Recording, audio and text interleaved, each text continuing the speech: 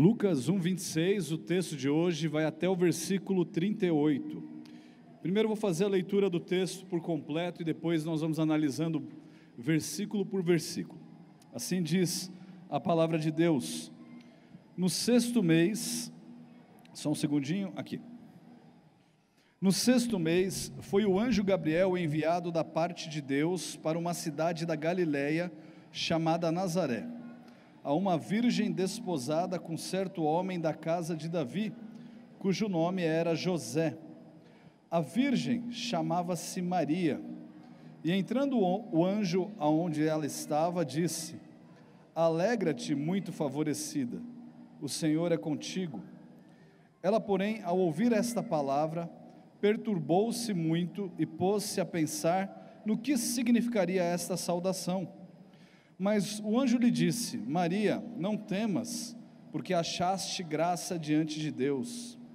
Eis que conceberás e darás à luz um filho, a quem chamarás pelo nome de Jesus. Este será grande e será chamado Filho do Altíssimo. Deus, o Senhor, lhe dará o trono de Davi, seu pai. E ele reinará para sempre sobre a casa de Jacó, e o seu reinado não terá fim. Então disse Maria ao anjo: como será isto? Está com bastante eco aqui para mim. Disse: como será isto? Pois não tenho relação com homem algum. Respondeu-lhe o anjo: descerá sobre ti o Espírito Santo, e o poder do Altíssimo te envolverá com a sua sombra. Por isso também o ente santo que há de nascer será chamado Filho de Deus. E Isabel, tua parenta, igualmente concebeu um filho na sua velhice, sendo este já o sexto mês para aquela que diziam ser estéril. Porque para Deus não haverá impossíveis em todas as suas promessas. Então disse Maria: aqui está a serva do Senhor, que se cumpra em mim conforme a tua palavra. E o anjo se ausentou dela. Irmãos, está com muito eco. Irmãos, quando nós olhamos para esse relato do livro de Lucas, e nós olhamos para aquilo que Lucas está dizendo aqui com detalhes, a pergunta que vem à nossa mente provavelmente é a seguinte: onde que Lucas obteve essas informações? Como é que Lucas soube o que o anjo disse, o que Maria fez, ou o que aconteceu lá com Zacarias e assim por diante? A tradição nos diz que Lucas, nós vimos isso na primeira aula, ele escreveu a partir de uma visão, eu digo assim, a partir de uma busca por relatos, fatos, narrativas, textos, testemunhas oculares, e ele compilou tudo isso e entregou para Teófilo. E a tradição nos diz que ele ouviu esses relatos aqui dos lábios da própria Maria. Então, quando nós olhamos para aquilo que nós estamos lendo aqui, nós mais uma vez podemos dizer: olha, não foi algo que ele inventou, mas a tradição da igreja diz que ele pegou isso daqui dos lábios da própria Maria.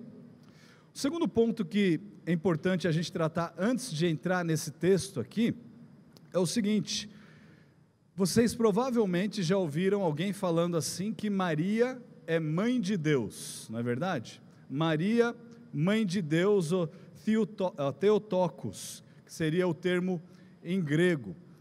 E aí muitas pessoas, elas implicam com essa denominação dada a Maria. E o que eu queria chamar a nossa atenção aqui, sendo uma igreja batista reformada, é que algumas das discussões que são levantadas, muitas vezes são levantadas por falta de conhecimento, e não por um conhecimento muito aprofundado. O que eu quero dizer com isso? Quando os teólogos chamam Maria de mãe de Deus, eles não estão se referindo ali para a grandeza de Maria. Eles não estão dizendo que Maria era alguém que faz parte da deidade, ou seja, Deus, e a deidade de Cristo vem de Maria. Não é isso que eles estão dizendo.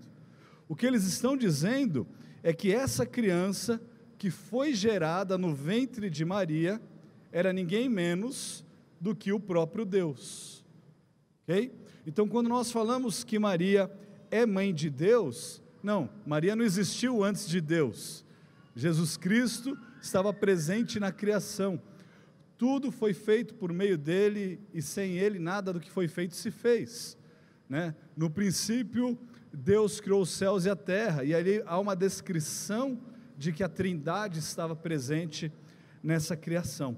Mas é importante a gente se atentar para esses títulos que muitas vezes nós confundimos, simplesmente porque nós não somos católicos, e aí nós queremos falar que tudo que o católico fala também está errado, tá? Maria é mãe de Deus nesse sentido, ela gerou ali, teve ali dentro do seu ventre o Senhor Jesus Cristo sendo gerada. Bom, então vamos lá para os nossos versículos. O versículo 26 diz assim: no 6º mês foi o anjo Gabriel enviado da parte de Deus para uma cidade da Galileia chamada Nazaré. No 6º mês é o quê? Se você dá uma olhada, vai aí no versículo 24, olha o que diz aí, diz assim: passados esses dias, Isabel, sua mulher, concebeu e ocultou-se por 5 meses, ou seja, é uma referência ao nascimento de João Batista.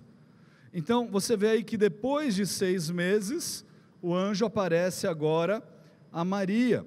Então, o anjo foi enviado pelo próprio Deus, o mesmo anjo que apareceu para Zacarias, ele agora vai aparecer para Maria. E há também um ponto importante, que ele fala que a cidade onde ela se encontrava, chamava-se Nazaré, e ele fala que era na região da Galileia. Então, ele fala que essa era uma cidade da Galileia. Irmãos, isso é importante porque a Galileia, ela ficava na fronteira ali com a Fenícia, era a região próxima de quem? Dos gentios. Então os judeus mais ortodoxos, eles desprezavam aquela região e o povo que era daquela região. Então, por exemplo, quando você olha num texto lá de Isaías, capítulo 9, lá no versículo 1, no finalzinho do versículo vai dizer, dentre muitas coisas, que a Galileia dos gentios, e essa menção é justamente para dizer que era um local inexpressivo. Olha, Jesus, o Filho de Deus, o Filho do Altíssimo, nasceria numa manjedoura, num local completamente inexpressivo. Versículo 27, há uma virgem desposada com certo homem da casa de Davi, cujo nome era José, a virgem chamava-se Maria. Esse versículo aqui tem alguns pontos importantes. Em primeiro lugar, nós vemos a palavra virgem, e essa palavra aparece quantas vezes aí para vocês, nesse versículo? 2 vezes, né? 2 vezes num versículo tão curto como esse. Por que ela aparece 2 vezes nesse versículo? E aí nós começamos a entender algumas questões que são importantes. Uma é que era para demonstrar que aquilo que aconteceria era um ato de Deus. Deus é que estava agindo ali, não era meramente um ato humano. Jesus não é meramente um humano, ele é 100% homem, 100% Deus. Então nós precisamos entender que o fato da palavra virgem ser mencionada aqui, ele cumpre alguns papéis, dentre eles, deixar claro que Deus estava agindo. Se você quiser abrir lá em Mateus 1,18, tem um texto paralelo, Mateus 1,18 diz assim: ora, o nascimento de Jesus Cristo foi assim, estando Maria sua mãe desposada com José, e aí ele explica, sem que tivessem antes coabitado, achou-se grávida pelo Espírito Santo. Percebe que há uma ênfase aqui, então, em outro evangelho, ao fato de que o nascimento de Cristo se deu não por meio de uma relação sexual entre Maria e José, mas o Espírito Santo que gera Jesus no ventre de Maria. E por que eu estou dizendo isso? Bom, porque nós estamos enfatizando então que essa jovem, essa mulher, ela era virgem, e não apenas o que os liberais dizem por aí, uma jovem. Ela era uma jovem e também virgem. Lá em Isaías capítulo 7, versículo 14, a gente vai mencionar esse versículo algumas vezes, nós temos uma promessa feita pelo profeta, e lá o profeta diz assim: portanto, o Senhor mesmo vos dará um sinal, eis que a virgem conceberá e dará à luz um filho, e lhe chamará Emanuel. Os liberais, quando eu falo liberais, são pessoas que acreditam que a Bíblia contém a palavra de Deus e não é a palavra de Deus. Okay? Então, os liberais vão afirmar que a Bíblia apenas contém a palavra de Deus. Então, nem tudo que está aqui, eles vão dizer, deve ser tido ou tomado como algo verdadeiro ou como algo que vem do próprio Deus. Então, eles escolhem, selecionam, fazem malabarismos para dizer que alguns textos não são verdadeiros, justos, que não devem ser lidos e seguidos. E nesse caso aqui, um dos argumentos que nós quebramos é justamente esse. Eles vão falar que o que o profeta está profetizando em Isaías 7,14, vai acontecer ali mesmo, só no livro de Isaías. Mas por que então, nos evangelhos, há a menção desse texto para uma referência a Cristo? É a mesma coisa que acontece no livro de Salmos. Quando nós lemos muitos dos salmos de Davi, nós estamos vendo ali um cumprimento daquilo que ele fala, que também poderia se cumprir ali de uma forma física, palpável e direta, mas que se cumpriria na pessoa de Cristo. E algumas coisas só se cumpririam na pessoa de Cristo. E nesse caso aqui, os liberais ainda afirmam, não, era apenas uma virgem, uma jovem, não uma virgem. Fala, peraí, a palavra ela pode ser usada dos dois modos, mas quando você naturalmente trata de uma jovem, e ainda mais nessa época, você trataria de uma virgem, muito provavelmente. E o texto, em Lucas e Mateus, também nos afirma que ela era jovem e também virgem. O que nós precisamos entender aqui também é que isso, mais uma vez, é o cumprimento de outra promessa. Qual promessa? De Gênesis capítulo 3, versículo 15. A semente da mulher esmagaria a cabeça da serpente.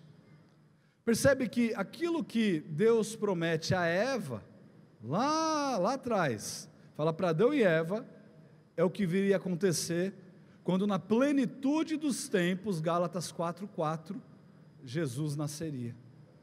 Então, isso daqui que nós estamos vendo hoje em Lucas capítulo 1, é o cumprimento da promessa feita lá no princípio, depois uma promessa feita em Isaías capítulo 7, e nós vemos aqui Cristo sendo anunciado e depois nascendo.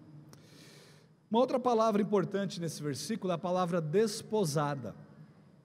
Aí eu vou perguntar aqui, quantos irmãos aqui desposaram antes de casar? Ninguém, né?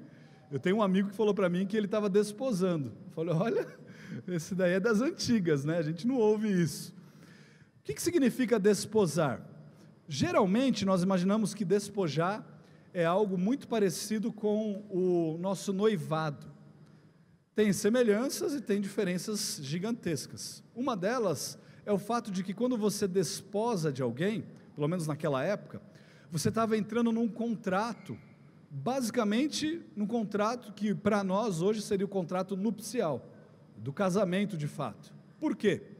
Porque para você romper um contrato desse, ou o desposamento, você tinha que entrar como se fosse como uma ação, como um pedido de divórcio. Então não era algo simples, as pessoas precisavam se comprometer de fato. Então, se José estava desposado com Maria, era plena certeza de que dali a algum tempo os dois estariam casados, e eles deveriam então viver como casados, ok? E isso daqui é importante, Por quê? Porque lá em Mateus, nós acabamos de ler, Mateus diz que eles não haviam coabitado, eles não tinham tido relação sexual, eles não haviam casado ainda, estavam nesse desposamento. Terceiro lugar, ela estava desposada com um homem da casa de Davi.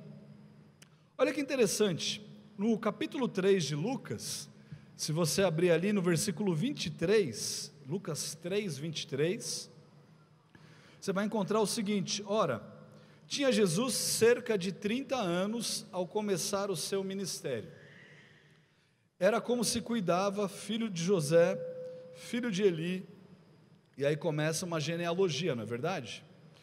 Então você vai perceber que essa genealogia vai levar justamente à linhagem de Davi. Irmãos, isso tudo é importante porque apontava para o cumprimento de promessas do Antigo Testamento. As promessas diziam que o rei que viria seria da linhagem de Davi. Ontem os jovens estiveram aqui estudando o Sermão do Monte, o Vande já deu os spoilers lá, né? Eu falei sobre a aula de hoje, e aí nós vimos alguns pontos interessantes, dentre eles, na genealogia de Mateus, a menção de 4 mulheres, e essas mulheres eram mulheres completamente inesperadas para serem encontradas na genealogia do próprio Deus. E agora, quando nós vamos para Lucas, e depois a gente vai estudar a genealogia aqui, nós vemos que ela leva a linhagem de Davi. Davi era filho de Jessé. Isaías 11, 1 e 2 diz assim: do tronco de Jessé sairá um rebento, e das suas raízes um renovo. Repousará sobre ele o Espírito do Senhor, o Espírito de sabedoria e entendimento, o Espírito de conselho e de fortaleza, o Espírito de conhecimento e de temor do Senhor. Ou seja, está apontando para Cristo, que veio dessa linhagem também. Então, diferente do que os judeus, não cristãos, judeus, acreditam, Jesus sim veio da linhagem de Davi, cumprimento de promessa. É por isso que nós cremos que Jesus é o Filho de Deus.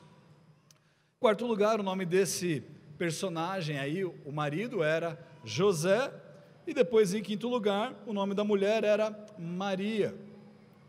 Interessante que um comentarista bíblico diz assim: de Jerusalém e do templo, o relato nos transporta a uma pequena cidade provincial, a casa de uma moça completamente desconhecida. Do contexto sacerdotal, chegamos à vida privada do israelita comum. Lembra como é que o texto de Lucas começa? Falando sobre Zacarias e Isabel sendo da linhagem sacerdotal. E agora eles saem de lá, de alguém que tem muita importância, para alguém completamente desconhecido, que mora numa região completamente desconhecida, que fala de um personagem aqui, ou de uma personagem que ninguém nunca ouviu falar, e que talvez as pessoas fariam pouco caso. Versículo 28, 1:28. E entrando o anjo onde ela estava, disse: alegra-te, muito favorecida, o Senhor é contigo. Aí nós temos essa frase, alegra-te, muito favorecida, que causa muita divisão no meio das igrejas. Bom, na revista atualizada que eu acabei de usar aqui, diz muito favorecida. Na NVI e na Almeida do século 21, você vai ler a palavra agraciada. Agora, se você tem uma Bíblia católica, na versão católica, você vai ver ali que diz assim: ave cheia de graça, ok? E aí os irmãos também precisam entender que ave, de Ave Maria, ave é apenas uma saudação, tá? Então não tem nada de errado falar ave, tá? É uma saudação. Agora, e olha que interessante, a palavra usada para essa saudação é a mesma palavra usada logo em seguida. Então ele fala curion, curiu, mesma palavra, ele repete 2 vezes, só que uma significa, como para nós, né, olá, né? Mas não é só olá, né? É algo um pouquinho mais formal. E aí você tem a palavra que os católicos vão traduzir como cheia de graça. Agora, Por que isso aqui é importante? Os católicos, eles interpretam que Maria era cheia de graça, como aquela que é a fonte de graça. E aí começam os nossos problemas com essa visão católica. O que essa palavra significa não é que Maria era repleta de graça, como sendo a fonte da onde a graça provinha, mas sim como aquela que era receptora de muita graça. Percebe a diferença? Essa diferença é gritante. Se nós não entendemos que esse texto está dizendo que ela foi agraciada ou muito favorecida, porque ela recebe uma graça de Deus, então nós estamos dizendo que ela é quem fornece a graça para o próprio nascimento de Cristo. Você sabe o que você está afirmando se você disser isso? Que Maria então nasceu sem pecado. Que Maria, se nasceu sem pecado, muito provavelmente deve ter vivido sem pecado, que é o que eles também vão afirmar, e subiu o assunto ao céu. Ou seja, as doutrinas da Mariologia, elas vão ser aqui defendidas a partir desse texto. Se Maria é cheia de graça como sendo a fonte, então a gente vai ter que aceitar que o próprio Senhor Jesus recebeu essa graça proveniente de Maria. Irmãos, isso significa, se nós entendemos que a graça, na verdade, ela é recebida por Maria, isso significa que Maria era, assim como eu e como você, pecadora. Isso significa que Maria não nasceu de modo imaculado. Isso significa que nós não podemos acreditar que ela continuou vivendo sem pecado, e que de fato ela subiu ao céu, de maneira nenhuma. Nós precisamos acreditar no que a Bíblia diz, e a Bíblia diz que o pecado foi imputado sobre nós por conta do pecado de Adão.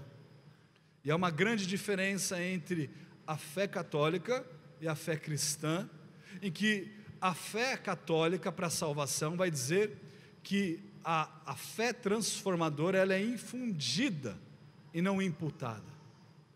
Irmãos, qual que é o significado disso? Em Adão, todos nós pecamos. O pecado, ele não passa por causa da relação sexual, ele passa por causa do pecado de Adão, que era o nosso representante perante Deus sobre toda a raça humana. E uma vez que ele peca, todos nós somos pecadores. O pecado é imputado sobre nós. É isso que Lutero vai conseguir enxergar na época da Reforma, que causa esse rebuliço na maneira de interpretar como é que nós somos salvos. Não é que outras pessoas não tenham visto isso antes também, mas o que fica bem claro ali é que nós entendemos que o pecado é colocado sobre cada um de nós, e agora nós precisamos dessa graça de Deus que é imputada sobre nós.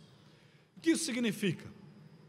Que quando Cristo morre pelos nossos pecados, é a graça dele que é imputada sobre nós. Mas espera aí, eu estou aqui, Jesus já morreu lá atrás, e ele sabe quem vai ser salvo, né, porque ele morreu pelos seus, então a sua graça é imputada sobre eles, então eu consigo viver e consigo aparecer perante Deus em qualquer momento, e o que Deus vai ver é a graça dele, é a obediência dele, não é um esforço meu para que Deus possa me infundir com graça, porque se nós dependermos do nosso esforço, não teremos graça. Então, o que nós vemos nesse versículo é que Maria era como qualquer outra mulher e homem do mundo, pecadora.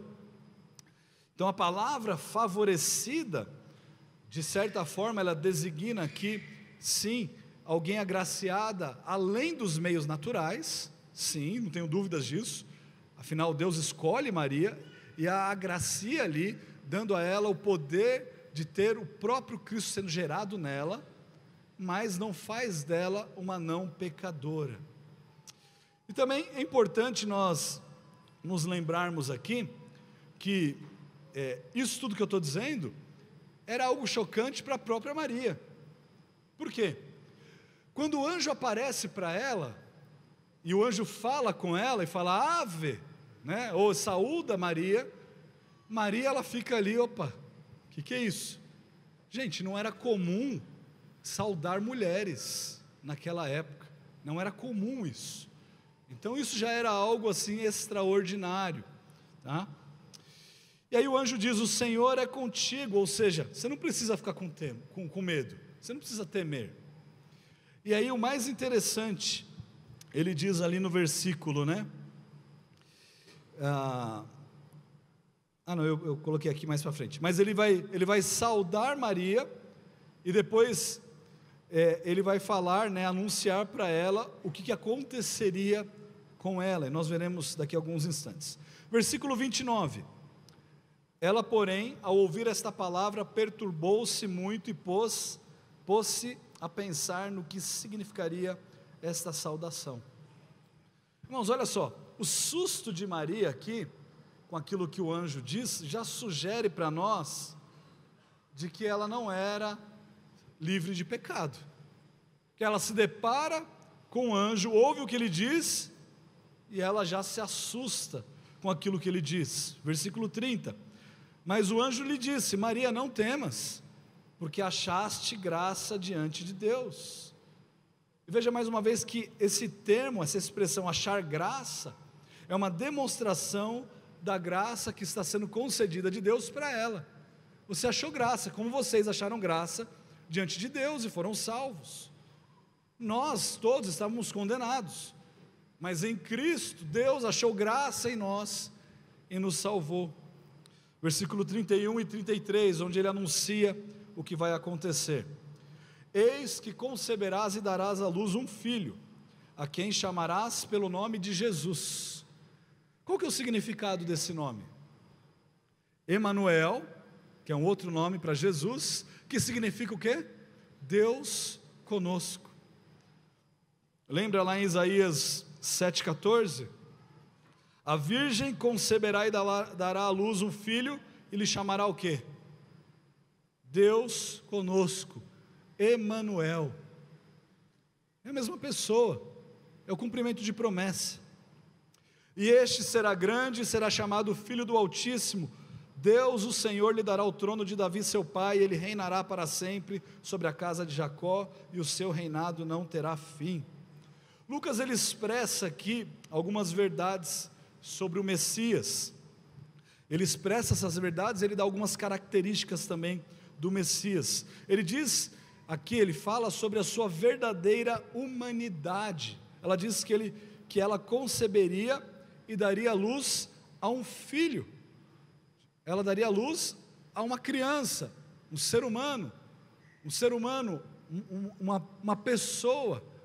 Isso é importante porque quando nós fomos tentados, nós devemos nos lembrar que Cristo foi tentado em absolutamente tudo como homem. Ele viveu como homem, sendo totalmente Deus. Depois ele fala sobre a divindade e a missão como Salvador, que ele chamará o nome de Jesus, que significa ali Jeová é o Salvador, Emanuel, Deus conosco, aquele que vai nos redimir. Ele também será grande, a sua intrínseca grandeza, tanto em relação à sua pessoa, porque ele é o próprio Filho de Deus, quanto também ao seu trabalho, aquilo que ele realizaria. Ele será chamado Filho do Altíssimo. A identidade dele aqui é revelada como o próprio Filho de Deus. Irmãos, até os demônios reconheciam isso. Abre comigo lá em Lucas 8, versículo 28. Lucas 8, 28. Olha o que o texto diz: e quando viu a Jesus, prostrou-se diante deles, clamando e dizendo em alta voz: que tenho eu contigo, Jesus, Filho do Deus Altíssimo. Os demônios reconheciam que Jesus era aquele que havia sido prometido. Deus, o próprio Deus, o Senhor, lhe dará o trono de Davi seu pai, ele teria direito ao trono de Davi.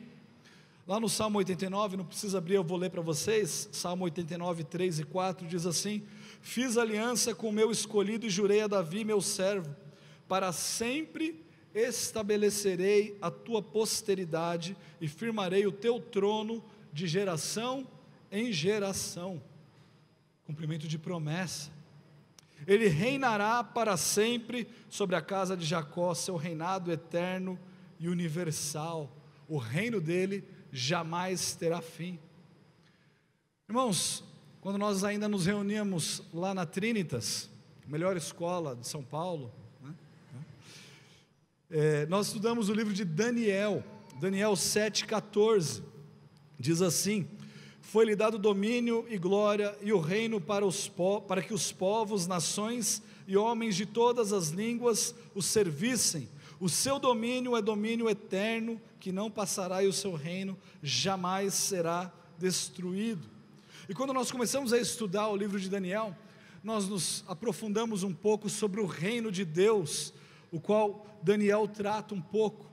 Nas palavras do pastor Douglas Wilson, ele diz assim: Jesus compara esse processo, ou na verdade Lucas compara esse processo do reino de Deus ao fermento. É o que Jesus faz também. Ele compara a pequena semente de mostarda tornando-se uma grande planta onde os pássaros fazem seus ninhos. O profeta Daniel interpretou o sonho do rei Nabucodonosor. Havia visto uma grande estátua feita de diferentes metais preciosos, mas um objeto misterioso atingiu e destruiu aquela estátua. A pedra que feriu a estátua se tornou uma grande montanha e encheu toda a terra. Daniel 2,35. Para que não fiquemos coçando a cabeça tentando descobrir o que a pedra significa, Daniel nos explica. Ele diz lá em Daniel 2,44: mas nos dias desses reis, o Deus do céu suscitará um reino que não será jamais destruído. Este reino não passará a outro povo, esmiuçará e consumirá todos estes reinos, mas ele mesmo subsistirá para sempre. Como viste que do monte que foi cortada uma pedra, sem auxílio de mãos, e ela esmiuçou o ferro, o bronze, o barro, a prata e o ouro. O grande Deus fez saber ao rei o que há de ser futuramente. Certo é o sonho e fiel a sua interpretação. Sabe o que ele está dizendo? Que esse reino que havia sido prometido estava sendo cumprido. Aquelas nações que dominaram foram sendo dominadas por outras nações, até chegarem ao domínio dos gregos, e dali serem separados, e depois pelos romanos, e agora o reino de Deus estaria entre eles. E essas grandes cidades do passado, esses grandes reinos do passado, seriam atingidas por essa pedra. Essa pedra é o reino de Deus, que destruiria a antiga manifestação delas, ou desses reinos, substituindo esses reinos. Os principados estão excluídos na grande reconciliação. Os homens ainda se aglomeram em cidades e reinos, mas eles não subsistirão. O reino de Deus vai tomar conta de tudo, irmãos. E esse reino estava sendo plantado naquele momento. Cristo estava nascendo. Versículo 34. Então disse Maria ao anjo: como será isto? Pois não tenho relação com homem algum. Mais uma vez aqui o texto deixa claro o fato de Maria ser virgem, percebe? Ele diz que ela fala: mas eu nunca tive relação, como é que isso vai acontecer? E a resposta também que Maria está dando ao anjo, muitos vão falar assim: olha, não foi exatamente o que Zacarias falou ao anjo? Não, não foi. Sabe como é que eu sei disso? Porque o anjo, ele não corrige Maria. Então ele percebe ali que a indagação de Maria não é uma indagação de falta de fé, mas de falta de compreensão de como os fatos ocorreriam. Mas como é que vai acontecer isso, anjo? Porque eu nunca coabitei, então não tem como isso acontecer. É diferente daquilo que Zacarias, sendo um sacerdote de Deus, fez. Ele não deveria duvidar de absolutamente nada que o anjo falasse. Ela simplesmente não entende como é que isso se daria. E nós temos que lembrar aqui que Maria é alguém bem jovem ainda. Para nós, na adolescência. Sei que adolescente hoje vai até os 30, né? Não, adolescente até ali uns 15, 16 anos, mais ou menos, tá bom? Versículo 35. Respondeu-lhe um anjo: descerá sobre ti o Espírito Santo, e o poder do Altíssimo te envolverá com a sua sombra, e por isso também o ente santo que há de nascer ser chamado Filho de Deus. Percebe a linguagem que é usada aqui? Uma linguagem que a gente já viu lá no início da Bíblia, no Antigo Testamento, quando o Espírito Santo de Deus vai cobrir Maria. É mais ou menos aquela imagem que nós temos da sombra do próprio Deus envolvendo aquelas pessoas que faziam parte da sua nação, do seu povo. É Deus protegendo, envolvendo a todas essas pessoas. E olha um outro detalhe: quem nasceria de Maria não seria um santo. Ele diz aí, o ente santo. Aí uma ênfase para deixar bem claro a distinção entre Jesus e qualquer outra pessoa, entre Jesus e o próprio João Batista, que era alguém cheio do Espírito Santo mesmo dentro do ventre. Percebe? Este era o santo, não apenas um santo. Isso significa que se o próprio Deus não houvesse agido, intervido, feito isso acontecer, jamais nós teríamos o cumprimento de promessa, jamais nós poderíamos confiar em Jesus como o nosso Salvador, como o próprio Deus.